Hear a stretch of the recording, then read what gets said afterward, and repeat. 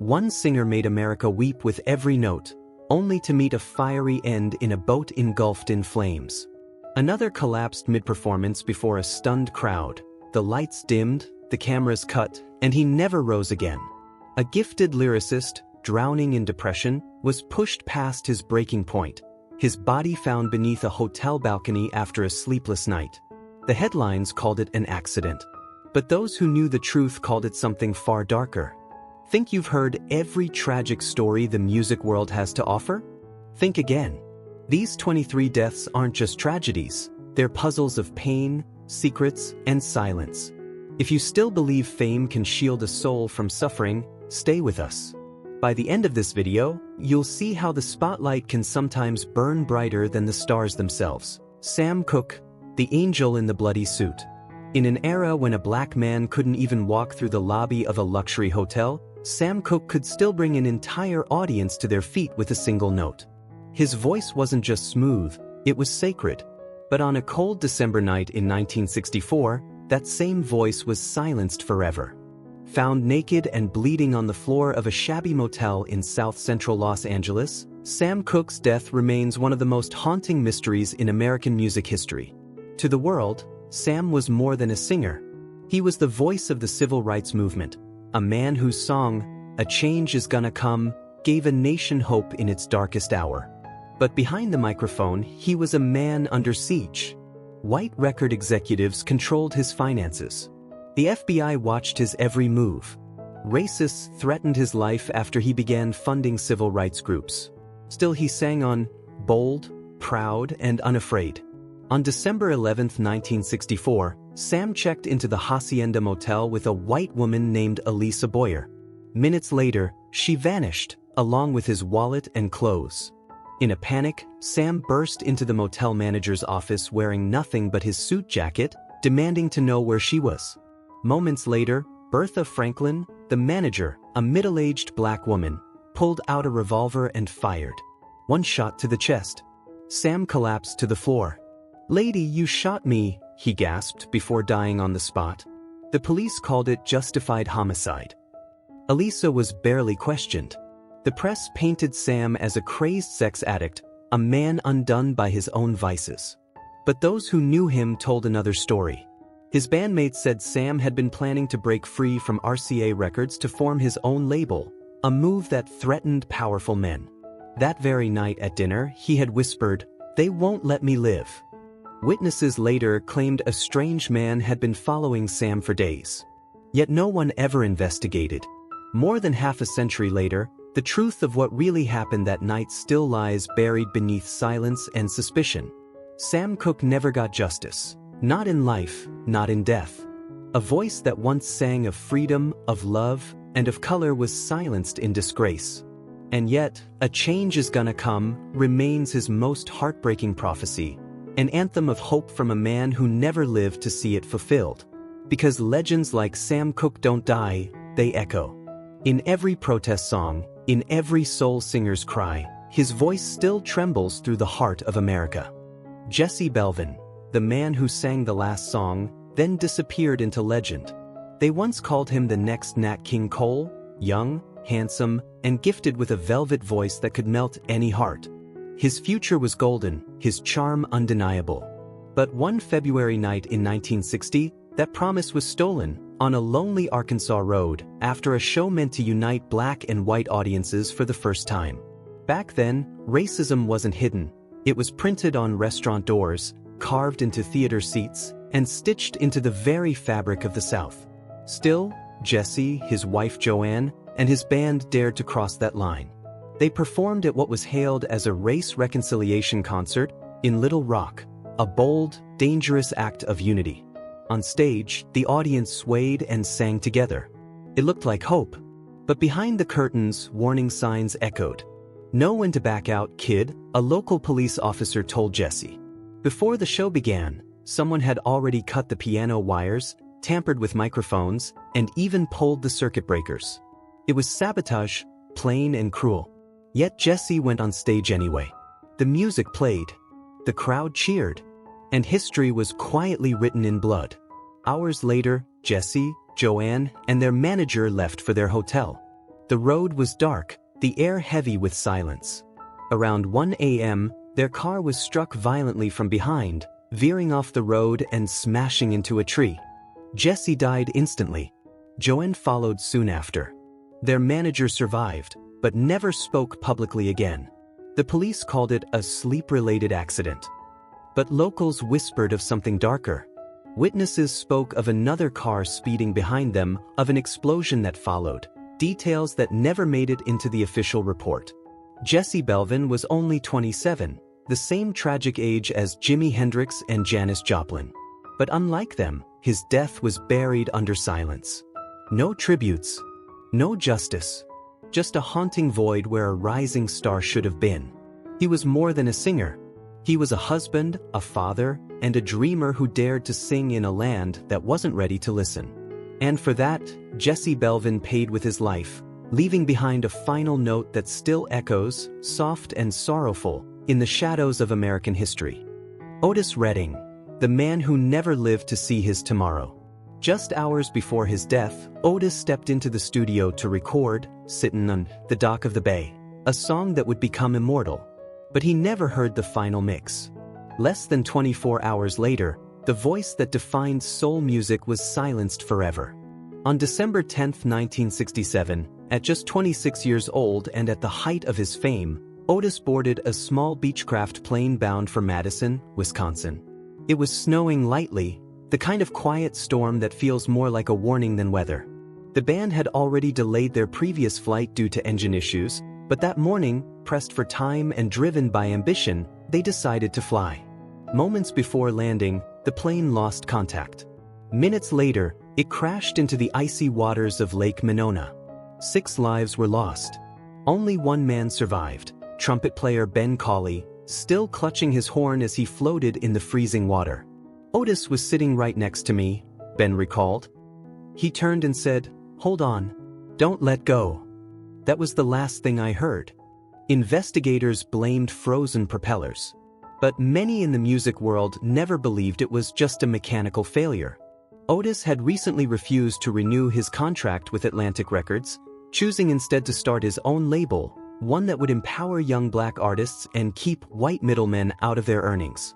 Rumors swirled for years that someone heard a small explosion before the crash, that someone had warned him not to challenge the system. No one ever investigated. After his death, Dock of the Bay topped the Billboard charts, the first posthumous #1 single in American history and the first soul song to do so. Call it fate, or the cruel price of freedom. Otis Redding's voice still echoes like a promise never fulfilled, a reminder of what was lost and what could have been. For black music, his death wasn't just a tragedy. It was an open wound that still sings with sorrow. Curtis Mayfield, the eternal voice dimmed by tragedy. He wasn't just an R&B artist, he was a prophet with a melody. From the streets of Chicago, Curtis rose to become one of soul music's most profound storytellers, a man whose lyrics spoke of hope, struggle, and black pride. Songs like Move On Up and Superfly weren't just hits, they were anthems of empowerment, inspiring millions to rise above adversity. But behind the brilliance was a man quietly burdened by the weight of expectation and the sting of racism. Though celebrated, Curtis often felt unseen, a genius in a world that applauded his music but rarely understood his message. Then, in 1990, fate struck without mercy. During a live performance at the State Fair Coliseum in Brooklyn, a stage light came crashing down, striking Curtis and severing his spinal cord. In an instant, the man whose music lifted spirits lost the ability to walk. Doctors told him he would live, but never stand again. Confined to a wheelchair, Curtis refused to let despair silence him. Even when he could no longer play the guitar with his hands, he recorded songs lying on his back, singing with the last of his strength. Yet his music changed. The hope was still there, but so was the pain, the reflection of a man wrestling with fate. For 9 years he fought bravely, creating until his final breath in 1999. His passing marked more than the loss of a legend, it was the extinguishing of a light that had guided generations through darkness. Curtis Mayfield's legacy endures, in every protest song, every soulful cry for justice, and every melody that dares to speak truth. His life reminds us that greatness often comes with unimaginable sacrifice. But the haunting question remains: was the price of his brilliance worth the pain it brought? Marvin Gaye, the sad song that never found peace. He wasn't just an R&B singer. He was the voice of passion, pain, and pure soul. With timeless hits like Let's Get It On and Sexual Healing, Marvin Gaye redefined love songs, turning every lyric into a confession of the heart. To the world, he was an icon, smooth, magnetic, and endlessly talented. But behind the velvet voice was a man who carried storms no melody could calm. Born into a world scarred by racism and raised in a house ruled by fear, Marvin's life was a tug-of-war between faith and fury. His father, a strict and often violent preacher, cast a long, dark shadow over his childhood. The emotional wounds ran deep, shaping the music that made him famous, songs that longed for love but echoed with pain. By 1984, the inner battles had become unbearable. Marvin struggled with depression, addiction, and a crumbling relationship with his father. On April 1, 1984, the day before his 45th birthday, tragedy struck. In a moment that stunned the world, Marvin Gaye Sr. shot and killed his son inside their Los Angeles home. The man who gave him life had taken it away. Fans were left heartbroken, unable to comprehend how a father could destroy such a gift to the world. Yet even in death, Marvin's spirit refused to fade. His voice still lives, raw, tender, and eternal, in every note that soothes a broken soul. Marvin Gaye may have left us too soon, but his music remains a sanctuary for anyone who's ever loved, lost, or searched for peace in a world that rarely offers it. Jackie Wilson, the man who sang his soul out and never woke up again. They called him Mr. Excitement for a reason. Jackie wasn't just an R&B singer, he was a lightning bolt on stage, a man who could make an audience scream with a single spin, a single note. His hits like Lonely Teardrops and Reet Petite didn't just play on the radio, they set it on fire. Every performance was electric, every move pure magic. But when the music stopped, Jackie's life was a storm of hardship, betrayal, and tragedy. On a September night in 1975, while performing on Dick Clark's The Big Show, Jackie was in his element, sweat glistening, voice soaring, when tragedy struck. In the middle of singing Lonely Teardrops, he suddenly collapsed. The crowd thought it was part of the act, until he didn't get up. Jackie had suffered a massive heart attack right there under the blinding stage lights. Paramedics rushed in, but the damage was done. He slipped into a deep coma, one he would never wake from. For 9 long years, Jackie Wilson lay trapped between life and death, his once golden voice silenced, his body unresponsive. Family and friends kept vigil, clinging to hope. The world moved on, but his fans never forgot the man who had given so much of himself to the music. Jackie passed away in 1984, but his story remains one of the most heartbreaking in music history, a brutal reminder of how fragile even the brightest stars can be. His legacy, however, refused to fade. Every soul singer who came after carried a piece of him, the energy, the emotion, the fire. And yet, one question lingers in every fan's heart. If Jackie Wilson had lived, just how much higher could Mr. Excitement have soared? Johnny Ace, the man who gambled with fate and lost. He wasn't a superstar who burned long, but he burned bright. With a velvet voice that could melt through static, Johnny Ace became the soft thunder of the American South. His hit Pledging My Love echoed through radios in early 1955, a tender promise that would soon become his tragic farewell. On Christmas night, 1954, inside a Houston music hall, Johnny's story came to a violent end. Just hours before taking the stage, the 25-year-old singer was found slumped in a chair, a bullet lodged in his head. The official story, Russian roulette. A foolish game gone wrong. But the truth was never that simple, because no one actually saw it happen. Witnesses said Johnny had been drinking, riding the high of another packed house. Big Mama Thornton, who was backstage that night, recalled him smiling, holding a pistol he often carried, just for fun. "Don't worry, it's not loaded," he joked. Moments later, a deafening bang silenced the laughter. Johnny's body went limp. For a split second, everyone thought it was part of the act, until the blood began to pour. Police called it an accidental suicide and closed the case. But the whispers never stopped. Some said Johnny had been fighting with his managers over money. Others claimed he wanted to break free from his white label and go independent, a dangerous move in that era. One insider allegedly warned, "You won't live long enough to regret it." Weeks later, Pledging My Love hit the airwaves. What was meant as a love song became his epitaph. It played at weddings, then funerals, a haunting echo of a promise never kept. Johnny Ace's death remains one of R&B's earliest and most chilling mysteries. Was it a drunken prank gone wrong, or a warning that power in music always comes with a price? Even today, his ghost lingers in every soft note of that immortal song, reminding us how quickly fame can turn fatal. Harold Melvin, the leader forever in the shadows. He wasn't the lead singer, but he was the heartbeat, the founder, the architect, the quiet force behind Harold Melvin and the Blue Notes, one of the defining voices of Philadelphia soul. Under his guidance came timeless classics like If You Don't Know Me By Now and Wake Up Everybody. Yet, when the music faded and the stage lights dimmed, Harold's life descended into silence. A man once surrounded by rhythm, now haunted by pain and secrets buried deep. After a devastating car accident in the early 90s, Harold's health began to unravel. Family members recalled bouts of memory loss, unexplained pain, and moments of confusion when he didn't even recognize his own home. The incident was never widely reported, but it quietly ended his public life. He withdrew, vanishing from the spotlight that once defined him. When Harold died in 1997, the news spread softly, like a cold wind passing through an empty theater.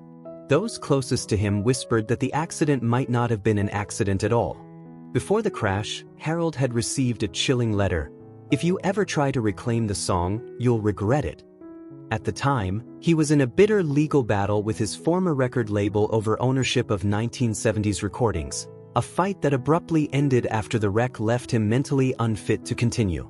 In his final years, Harold lived in near total isolation. No headlines, no interviews, no applause. Just the hum of old tapes and the echo of voices singing the songs he helped create. When his funeral came, there were no bright tributes, no all-star memorials. Only a quiet goodbye to the man the world remembered as the one behind Teddy Pendergrass. But the truth is undeniable. Without Harold Melvin, there would be no Blue Notes, and without his vision, Philadelphia soul would never have had its heartbeat. He left this world like he lived much of his life, in the shadows. And perhaps that's exactly how some people wanted it. James Carr, the soul that sang through the storm.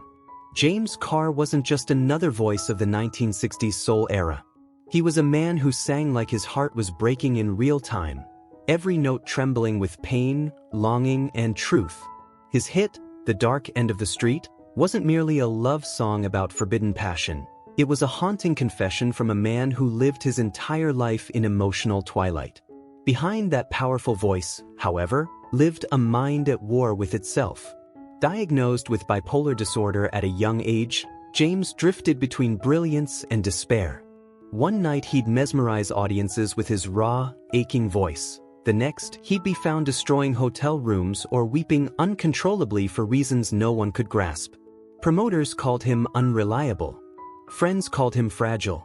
But what he really was misunderstood. By the late 1970s, after a near-fatal car crash in Mississippi, James's light dimmed almost completely. The vehicle flipped several times, but he miraculously survived, though those close to him said something inside him broke that day.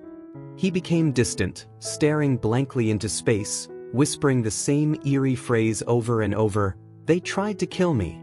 No one knew who they were. Some whispered he'd discovered shady dealings in his record contracts. Others believed he was silenced for knowing too much. A week after threatening to expose his label, his mysterious accident happened. In the years that followed, James faded into near obscurity, battling poverty, mental illness, and neglect. When he passed away in 2001, the world barely noticed. But for those who ever heard him sing, his voice still lingers like smoke in a dark room, sorrowful, timeless, unforgettable. James Carr remains the embodiment of a painful truth. What happens when a genius is born into a world that loves his music but never listens to his pain? Big Mama Thornton, the forgotten queen of thunder and pain. Before Elvis ever shook his hips to Hound Dog, it was Willie Mae Big Mama Thornton who unleashed that song with a voice that sounded like a summer storm rolling through the Delta, raw, wild, and unstoppable. She was the storm before the lightning, the power before the fame. But the world never gave her the crown she earned. Behind her fierce stage presence lay a lifetime of scars, physical, emotional, and invisible. In her later years, she often performed with one arm wrapped in a white bandage, her strength fading but her voice still fierce. A brutal traffic accident had left her with no feeling in her legs, yet she still stood tall, gripping her guitar like a weapon against fate. Rest was never an option for Big Mama. Music was her only medicine. Then came July 1984. Neighbors found her collapsed on the floor of her small Los Angeles apartment, the place in disarray, untouched food on the counter, silence where her roar once lived. She died from complications of liver, kidney, and spinal injuries. But the real tragedy wasn't just her death, it was the loneliness that wrapped around her final days. No manager, no family, no crowd to cheer her name. Just the echo of a legend forgotten too soon. Neighbors recalled she spent her last nights staring out the window, waiting for someone who never came. Big Mama Thornton lived and died like a blues note, powerful, aching, and unresolved. Her story is not just about loss. It's a call for remembrance, for the Black women who built the foundation of American music but were written out of its history. So remember her not for how she died, but for the fire she left behind. Her roar still rolls through time, demanding justice, demanding respect, demanding to be heard. If you've stayed with us through these 10 heartbreaking stories of Black R&B legends, your heart still beats to their rhythm of pain and beauty. But the journey isn't over, the next stories only get darker. And some of those deaths? They might not have been accidents at all. Lamont Washington, the man who fell from the Broadway clouds. In the glittering world of 1960s theater, he was hailed as the next Sammy Davis Jr., a magnetic young talent destined to carry Black excellence onto center stage. As the lead in the hit musical Golden Boy, Lamont Washington seemed unstoppable, his voice lighting up marquees and his presence commanding standing ovations. To the world, he was a rising star. But behind the curtain, he lived in near silence. There were no scandals, no lovers, no smiling relatives in the audience, only whispers. Those who knew him said Lamont was a perfectionist, often locking himself away for hours, rehearsing the same line until his voice gave out. His life was consumed by performance, but not even his closest friends could say who he really was off stage. Then, one spring morning in 1971, tragedy struck. Lamont was found dead after plunging from the window of his Manhattan high-rise apartment. Police ruled it an accident. No signs of struggle, no clear motive. But neighbors remembered the sound of screaming the night before. And friends recalled a man caught in a storm of inner conflict, torn between his public image and the truth he could no longer hide. One former manager shared his haunting final words, "I want to be myself, but it might kill me." Lamont Washington's death barely made the papers. No front-page tributes, no investigations, just a brief mention, then silence. Yet for Black theater lovers, his memory lingers like a forgotten melody. He was the man who touched the sky of Broadway, and perhaps was swallowed by its unforgiving light. Barbara Randolph, the Motown muse who slipped quietly into history. Hers wasn't a name shouted from marquees, but those who ever saw her perform remember her as pure light, a voice smooth as silk, a beauty that belonged to another era. A rare blend of singer and actress, Barbara briefly replaced Tammy Terrell as Marvin Gaye's stage partner, yet her own spotlight never truly arrived. Trapped in a maze of record contracts and supporting roles, her promise was dimmed before it could ever fully shine. After marrying Eddie Singleton, Diana Ross's former manager, Barbara shifted her energy from the stage to charity work, finding new purpose in helping others. She eventually moved to Europe, seeking peace far from the glare of Motown's politics. But that peace would not last. In 2002, while in the Netherlands preparing for a charity concert, Barbara was involved in a tragic car crash. There were no cameras, no clear witnesses. She died at the scene, her gentle light snuffed out in silence. Authorities ruled it an accident, but friends whispered another story. That very day, Barbara had received an anonymous letter, one warning her to let the past stay buried. After her death, the story faded. The press fell quiet. Barbara Randolph left this world the same way she lived, graceful, quiet, and largely forgotten. Yet for those who loved her, and for those who still believe that truth deserves a voice, her death remains an open wound in the soul of Motown. Because no artist who sang with such heart should have had her final song end in silence. Donny Hathaway, the genius who fell from his soul. Donny Hathaway wasn't just a singer, he was a force of nature, a man often called the Black Mozart for the way he could turn pain into poetry. His voice carried both warmth and heartbreak, the kind that could melt even the coldest heart. But behind that brilliance was a man slowly unraveling under the weight of his own mind. Donny lived with crippling paranoia. He told friends that someone was watching him, that studio equipment was wired to read his thoughts. Most dismissed his words as delusion, until the night those fears turned into tragedy. On January 13, 1979, after recording with his longtime friend Roberta Flack, Donny returned to his room at the Essex House Hotel in New York. The receptionist remembered him as distant, anxious. Moments later, a friend called. Donny whispered, "They're back. I can't hide anymore." Hours later, his body was found on the sidewalk below his 15th floor window. Police called it suicide. But nothing added up. No note. No open door.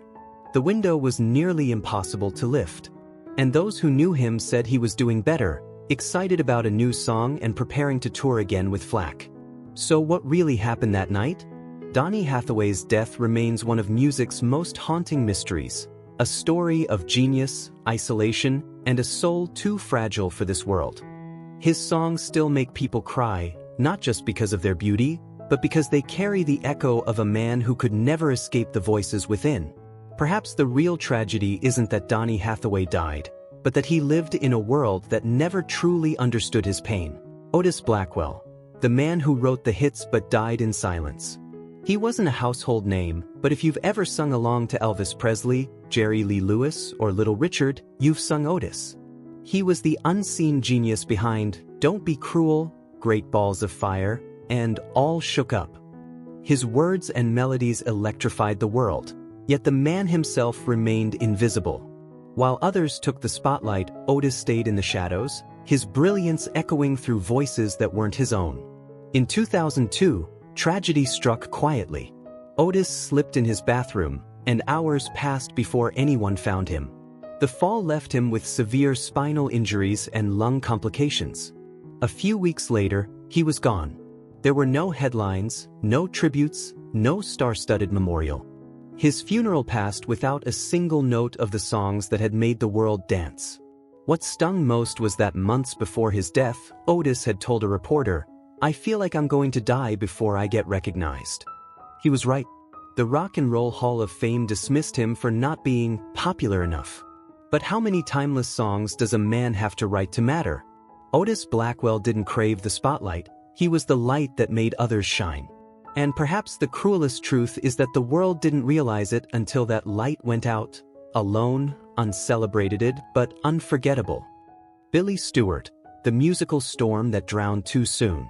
He didn't just sing, he attacked every lyric, twisting rhythm and melody into something electric, unpredictable, and alive. With his explosive staccato phrasing, Billy turned songs into spectacles. His renditions of Summertime and his Motown-loved originals made him one of the most distinctive voices of his era. But behind that genius burned a restlessness, as if he was always racing against time itself. On January 17, 1970, that race came to a sudden, tragic end.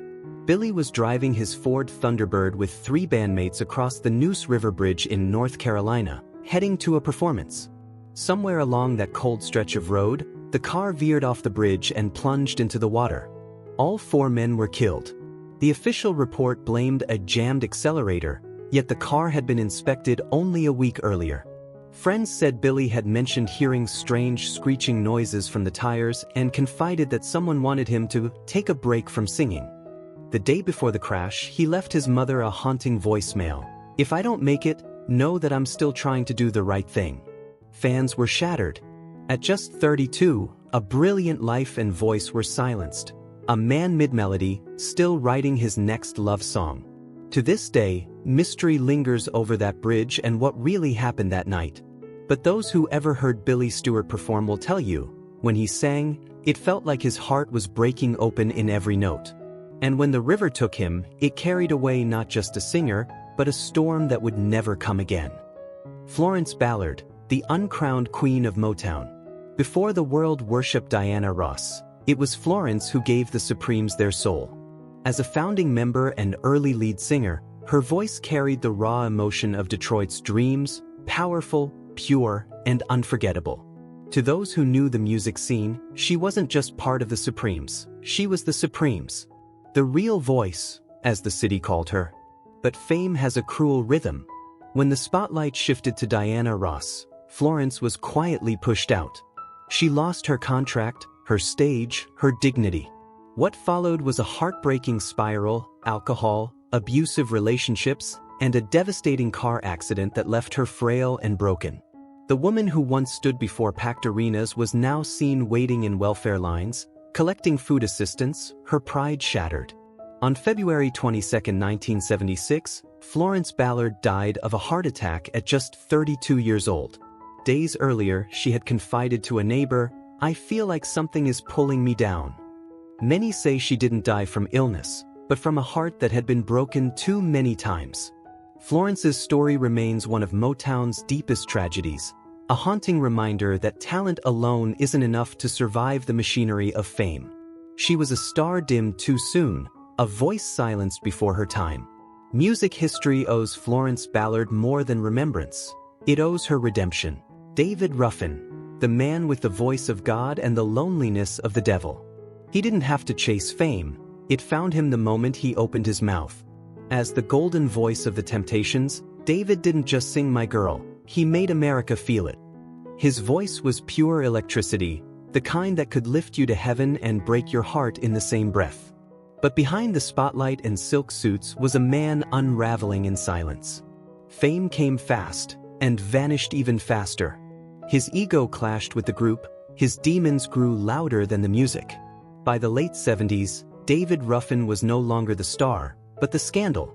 Addiction, erratic behavior, and heartbreak followed him like a curse. Then came June 1, 1991. David was found collapsed in a friend's living room, dead from a drug overdose. But the details never added up. The friend didn't call for help right away. His wallet had disappeared, and whispers spread that just the day before, he'd argued bitterly about unpaid royalties. In one of his last interviews, David said, "I have a voice they can't recreate, and that makes me a threat." Those words now echo like prophecy. David Ruffin's story is more than a tragedy, it's a warning. A reminder that even a divine voice can't drown out human pain. He was a man who could make millions feel less alone, while dying of loneliness himself. Rudy Lewis, the voice that faded before the music began. Rudy Lewis wasn't just a singer, he was the soul inside the Drifters' most unforgettable hits. His voice carried the ache of On Broadway and the longing of Up on the Roof. Yet behind that angelic tone was a man drowning in silence, haunted by depression and burdened by a truth the world wasn't ready to hear.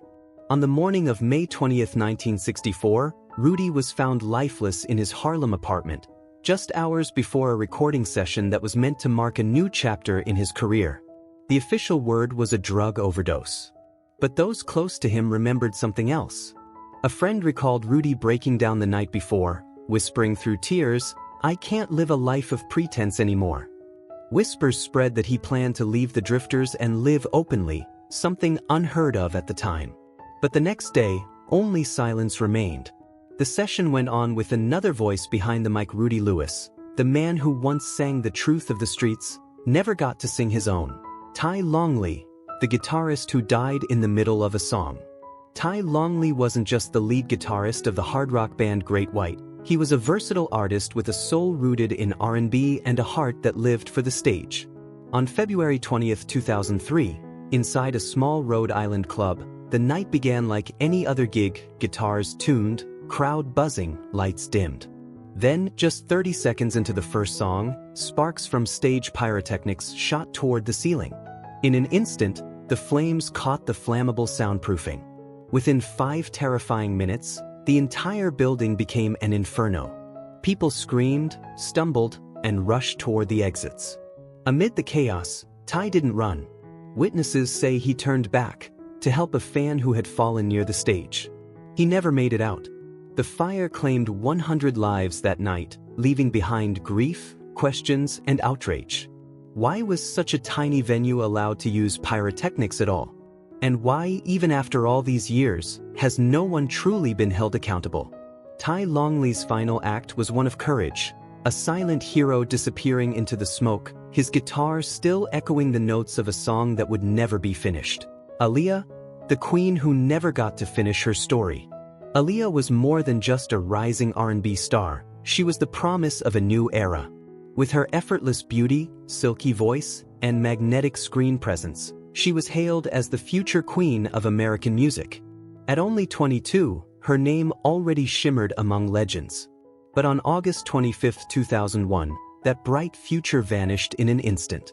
After wrapping the music video for Rock the Boat in the Bahamas, Aaliyah boarded a small private plane with her crew. Moments after takeoff, the aircraft struggled, tilted, and then burst into flames. Everyone on board was gone. The investigation was chilling. The plane was overloaded, the pilot was unlicensed, and traces of drugs were found in his system. Fans around the world were left asking the same painful question: how could someone so precious, so full of life, be placed in such danger? Who made that fatal call? Aaliyah's death wasn't just a tragedy, it was a cruel reminder of how fragile greatness can be. One careless decision stole away a voice that could have defined generations. And though her story ended too soon, her music still whispers what could have been. A queen whose reign had only just begun. Johnny Moore, the voice that faded in silence. Johnny Moore wasn't just another singer, he was the heartbeat of the Drifters. For decades, his voice carried the warmth of songs like Under the Boardwalk and Saturday Night at the Movies, soundtracking countless memories and love stories. But as Motown soared to new heights, Johnny's name slowly drifted into the shadows. In 1998, while touring in Jamaica, tragedy struck. As he slept quietly in the back seat, the car veered off the road and crashed into thick bushes. Johnny was rushed to the hospital, but he never made it. His death barely made the papers. No investigations. No headlines. No public farewell. Just a brief mention in a local column, and then silence. For a man who sang for millions, his final curtain fell far too quietly. Johnny Moore deserved more than a passing whisper in history.